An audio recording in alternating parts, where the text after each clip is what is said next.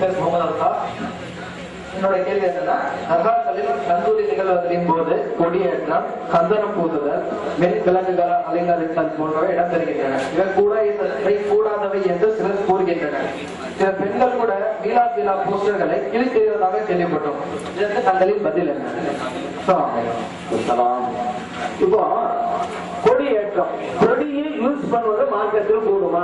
நபிகள் நாயகம் ஸல்லல்லாஹு அலைஹி வஸல்லம் அவர்கள் கொடியை உபயோகித்திருக்கிறார்கள். பல்வேறு கட்டங்களில் அது இருக்கிறது. நிச்சயத்தின் போதெல்லாம் நபிகள் நாயகம் ஸல்லல்லாஹு அலைஹி வஸல்லம் அவர்கள் கொடியை தான் உபயோகித்திருக்கிறார்கள். அப்புறம் ஒவ்வொரு தலைவரும் கையில கொடியை பிடித்துக் கொண்டுதான் களத்திற்கே சென்றிருக்கிறார்கள். கொடியை யூஸ் பண்றதுங்கிறது மார்க்கத்தில் இருக்கக்கூடியது அப்படிங்கிறத மறந்து கொள்ளணும். அடுத்து சந்தனம் பூசுவது அப்படிங்கிற பத்தி கேட்டாங்க. சந்தனம்ங்கிறது ஒரு மனமான பொருள். மக்கள் கூடுகின்ற இடத்துல மனமான பொருளை உபயோகிப்பது அப்படிங்கிறது சுண்ணத்தான காரியங்க. அதை நினைவில் வைங்க. கூடும் அப்படிங்கிறது அல்ல, சுண்ணத்தான காரியம். நபிகள் நாயகம் ஸல்லல்லாஹு அலைஹி வஸல்லம் உங்களுடைய துன்யாவில் எனக்கு பிடித்தமானது ஒன்று இளைய துன்யாக்கும், உங்கள் உலகத்தில் எனக்கு பிடித்தமானது போன்று சொல்லிவிட்டு ஒன்னாவது சொன்னாங்க அப்படி நறுமணம் அப்படின்னாங்க. எனக்கு பிடித்தமானது நபிகள் நாயகம் ஸல்லல்லாஹு அலைஹி வஸல்லம் அவர்களுக்கு பிடித்தமானதை நாம் செய்வது அப்படிங்கிறது ஒரு சுண்ணத்தான காரியம். இரண்டாவது, மக்கள் கூடுற இடத்துல அது யூஸ் பண்றது. அதனாலதான் மஸ்ஜித் நபவியில ஒவ்வொரு வெள்ளிக்கிழமை என்றும் சாம்பிராணி புகையை போடுவதற்காக வேண்டிய ஒரு சஹாபி நியமிக்கப்பட்டார்கள். அந்த ஒவ்வொரு வெள்ளிக்கிழமை என்றும் நீங்க சாம்பிராணி புகை யூஸ் பண்ணுங்க பள்ளிவாசல்ல என்று நபிகள் நாயகம் ஸல்லல்லாஹு அலைஹி வஸல்லம் சொல்றாங்க. இந்த ஹதீஸ் இப்னு மாஜாவில் பதிவு செய்யப்பட்டிருக்கிறது. ஏன் வெள்ளிக்கிழமை குறிப்பா சொன்னாங்க? மக்கள் அந்த அன்னைக்கு நிறைய ஒன்று போடுறாங்க அப்படின்னு. இந்த செயலுக்கு எவ்வளவு முக்கியத்துவம் கொடுத்திருக்காங்க ஸல்லல்லாஹு அலைஹி வஸல்லம். இதற்கென்று ஒரு சஹாபியை நியமனம் செய்கிறாங்க. எந்த அளவுக்கு சொன்னா, பாங்கு சொல்றது ஒரு சஹாபி நியமிக்கிறாங்கல்ல, அவங்களுக்கு அரபியில முஅத்தின் அப்படின்னு நம்ம சொல்றோம்ல, அந்த மாதிரி இந்த சாம்பிராணி புகை போடுவதற்காக நியமிக்கப்பட்ட சஹாபியுடைய பெயரு நுஐம் இப்னு அப்துல்லா. அந்த சஹாபி அவங்களுக்கு பேரு என்ன தெரியுமில்ல, முஜம்மிர் அப்படின்னு தான் மக்கள் யூஸ் பண்ணுவாங்க. சிறப்பு பெயர், பட்ட பெயர் சொல்றோம்ல, அதுக்கு அர்த்தமே சாம்பிராணி புகை போடக்கூடியவங்க அர்த்தம். எந்த அளவுக்கு நுஐம் இப்னு அப்துல்லா ரலியல்லாஹு வந்தாக்கா ஜாஅல் முஜம்மிர் அப்படின்னு சொல்லுவாங்க. முஜம்மிர் வர்றாங்க, முஜம்மிர் போறாங்க அப்படிதான் சொல்லுவாங்க. பேரே யாரும் சொல்றது இல்லை. அந்த அளவுக்கு ஃபேமஸ் சாம்பிராணி புகை போடுறது. முஜம்மிர் தான் சாம்பிராணி புகை போடக்கூடியவர். ஏன் ஸல்லல்லாஹு அலைஹி வஸல்லம் வெள்ளிக்கிழமை என்றார்கள்? மக்கள் வருகை தருகிறார்கள் என்பதற்காகத்தான். உருவச வைபவத்தின் போது மக்கள் எல்லாம் வருகை தருகிறார்கள். அந்த நேரத்தில் நறுமணம் இருக்க வேண்டும் என்பதற்காகத்தான் இறைவன் தந்த இயற்கை பொருளான அந்த நறுமணத்தை நம்ம யூஸ் பண்றோம். சந்தனம் பூசுறதுங்கிறது இது மார்க்கத்தில் ஆமானது ஒன்று. ஸல்லல்லாஹு அலைஹி வஸல்லம் அவர்கள் மக்கள் கூட இடத்துல உபயோகித்துக் கொண்டிருக்கிறார்கள். அந்த வகையில தான் நம்ம செஞ்சுட்டு இருக்கிறோம். அடுத்ததாக கேட்டாங்க, மின்விளக்குகளால் அலங்கரிப்பது அப்படிங்கிறது. பொதுவாகவே இந்த கந்தூரி பெருவிழான்னு வச்சுக்கிறீங்க, மின்விளக்கு அலங்கரிக்கப்பட்டிருக்கு. காரணம் என்ன? அல்லாஹ் குர்ஆனிலே சொல்லி காட்டுறான், ஸல்லல்லாஹு அலைஹி வஸல்லம் அவர்களே மக்களுக்கு சொல்லுங்க, அல்லாஹ்வுடைய ஃபضل அருள் வந்திருக்கிறது, வபி ரஹ்மத்திஹி இறைவனுடைய அருள் குறை வந்திருக்கிறது, கபிதாலிக வலியப்ராஹு அந்த ரஹமத்தை எண்ணி பார்த்து மகிழ்ச்சியை வெளிப்படுத்தட்டும்ங்கறான். ரஹமத்து வந்திருக்குது, நினைத்து பார்த்து மகிழ்ச்சியை வெளிப்படுத்தணும். இந்த வசனம் சொல்றது.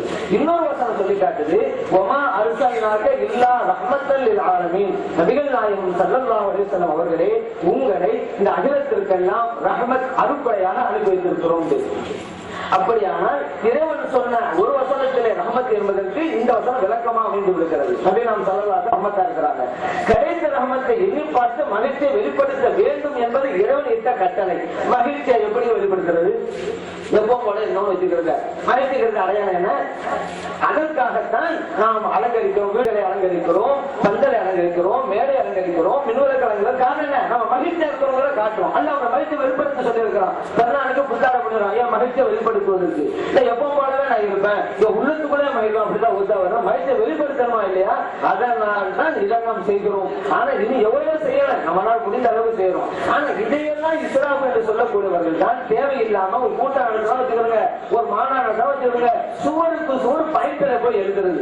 ஒரு இடத்துல இருக்கு ஆயிரக்கணக்கான ரூபாய், இவங்க மொத்தமா இதை கணக்கு பார்த்தா லட்சக்கணக்கான ரூபாய். அதையெல்லாம் இஸ்லாத்துல நம்ம 10 ரூபாய்க்கு ஒரு பூ வாங்குவோம், ஒரு 100 ரூபாய்க்கு ஒரு லைட்ட போடுவோம். இதை போய் இஸ்லாம் அப்படிங்கிறது லட்சக்கணக்கான ரூபாய சம்பந்தமே இல்லாம அந்த விளம்பரங்கிற பேரில சோதனை போய் எழுதுகிற பேரில வீணடித்துக் கொண்டிருக்கிறார்கள். காசுகளை எல்லாம் பாழடித்துக் கொண்டிருக்கிறார்கள். ஆனால் நாம் செய்கின்ற சின்ன சின்ன அலங்காரங்கள் எல்லாம் இறைவன் சொன்னால மகிழ்ச்சியை வெளிப்படுத்த வேண்டும். அந்த மகிழ்ச்சியை வெளிப்படுத்தி காட்டுவதற்காகத்தான் இதெல்லாம் செய்து கொண்டிருக்கிறோம். அடுத்து சில பெண்கள் கூட நோடி சில கிழித்தறிகிறார்கள் அப்படின்னாங்க. யாரை கிழித்தறிகிறார்கள் என்றால் இவர்கள் சுன்ன ஜமாத்திற்கு எதிராக நிற்கிறார்கள் நினைத்து கொண்டிருக்கிறார்கள். உண்மை அதுவல்ல. படைத்த இறைவனுக்கு எதிராக நிற்கிறார்கள். இறைத்தூதர் ஸல்லல்லாஹு அலைஹி வஸல்லம் அவர்களுக்கு எதிராக இவர்கள் நிற்கிறார்கள். காரணம் என்ன? மீலாது விழான்னு நோட்டீஸ் ஒட்டப்படுது. மீலாது விழாவுல நபிகள் நாயகம் ஸல்லல்லாஹு அலைஹி வஸல்லம் அவருடைய சிறப்பை பற்றி பேசப்படுது. அவர்களுடைய நடைமுறை என்ன, அவருடைய வாழ்வியல் முறை என்ன என்பதையெல்லாம் சொல்லப்படுகிறது. இதுவெல்லாம் சொல்லக்கூடாது என்றுதான் நோட்டீஸ் கிளிக்கிறான்னு சொன்னா இந்த நபிகள் நாயகம் ஸல்லல்லாஹு அலைஹி வஸல்லம் அவர்களுக்கு உள்ளத்தை நோய்மைப்படுத்துமா இல்லையா? இவர்கள் இறை நேசர்களுக்கு எதிராக நின்றால் இறைவனுக்கு எதிராக போர் தொடுக்கிறார். அல்லாஹ் குர்ஆன்ல ஹதீஸ குத்ஸில சொல்லிட்டாங்கல, நபிகள் நாயகம் ஸல்லல்லாஹு அலைஹி சொல்லி காட்டுறாங்கல்ல, மன் ஆதாதி வலியல் ஃபகத் ஆதன்துஹு பில் ஹர்ப். யார் எனது நேசரை பகைத்துக்கிட்டானோ அவன் என்னோட சண்டைக்கு வரட்டும் அப்படிங்கிறான் அல்லாஹ் தஆலா. இது ஹதீஸ குத்ஸி புகாரில பதிவு செய்யப்பட்டிருக்கு. ஏன் நேசரை பகைத்துக்கிட்டா என்னோட சண்டைக்கு வர நல்லா கூப்பிடுறாங்க. யாராவது அல்லாஹ்வோட சண்டைக்கு போக முடியுமா? அல்லாஹ் ஒரு சண்டை போட்டு ஜெயிக்கத்தான் முடியுமா? அவன் இப்படியெல்லாம் நோட்ஸ் கிழிப்பவர்கள் யார்? இறைவனுக்கு எதிராக போர் தொடுக்கக்கூடியவர்கள் நிச்சயம் தோல்வியை தருவார்கள். அல்லாஹ்வோட சண்டை போட்டு ஜெயிக்க முடியுமா? அல்லாஹ் குர்ஆன் சொல்றான், வல்லதீன யூஸூன ரசூலல்லாஹ் லஹும் அஸாபுன் அலீம். இறைத்தூதர் ஸல்லல்லாஹு அலைஹி வஸல்லம் அவர்களுக்கு யாராவது நோவினை கொடுத்தா அவர்களுக்கு கடும் தண்டனை நான் வச்சிருக்கிறேன் அப்படிங்கிறான். அல்லாஹ்வுடைய தண்டனையிலிருந்து தப்ப முடியுமா இப்படி எல்லாம் செஞ்சா? இன்னல்லதீன யூஸூனல்லாஹ வ ரசூலஹு லஅனஹுமுல்லாஹு ஃபித் துன்யா வல் ஆகிரா. அல்லாஹ்வையும் அல்லாஹ் ரசூல் ஸல்லல்லாஹு அலைஹி வஸல்லம் அவங்களையும் யார் நோவினைப்படுத்துறாங்களோ அல்லாஹ் தஆலா அவங்களை சபிக்கிறான், அவங்க மேல லானத்தை இறக்குறான். ஃபித் துன்யா இந்த உலகத்திலும் வல் ஆகிரா மறுமையில். அத்தபாவம் செஞ்சா மறுமையில் தண்டனை கொடுப்பான். ஆனா அல்லாஹ் ரசூல் ஸல்லல்லாஹு அலைஹி வஸல்லம் அவர்களுக்கு எதிராக நின்று அவங்களுடைய உள்ளத்தை நோவினைப்படுத்தக்கூடியவர்களுக்கு அல்லாஹ் இந்த உலகத்திலே லானத்தை இறக்குறான் என்று குர்ஆன் சொல்லி காட்டுகிறது. வஅதலஹும் அஸாபம் முஹீனா. இழிவுபடுத்தும் வேதனையை இறைவன் இவர்களுக்காக தயார் செய்து வைத்திருக்கிறான் என்றும் இந்த வசனம் சொல்லி காட்டுகிறது. அப்படியானா நோட்டீஸை கிழிப்பவர்கள் சுத்தமாக எதிராளிக்கிறோங்கிறது அல்ல, அல்லாஹ்வுக்கு எதிராக நின்று அல்லாஹ்வுடைய லானத்தை அவர் வாங்கிக் கொள்கிறார். இறைத்தூதர் ஸல்லல்லாஹு அலைஹி வஸல்லம் அவர்களுக்கு எதிராக நின்று அல்லாஹ்வுடைய லானத்தையும் சாபத்தையும் சுமந்து வருகிறார்கள். இப்படிப்பட்டவர்களை அல்லாஹ் காப்பாற்றுவானாக.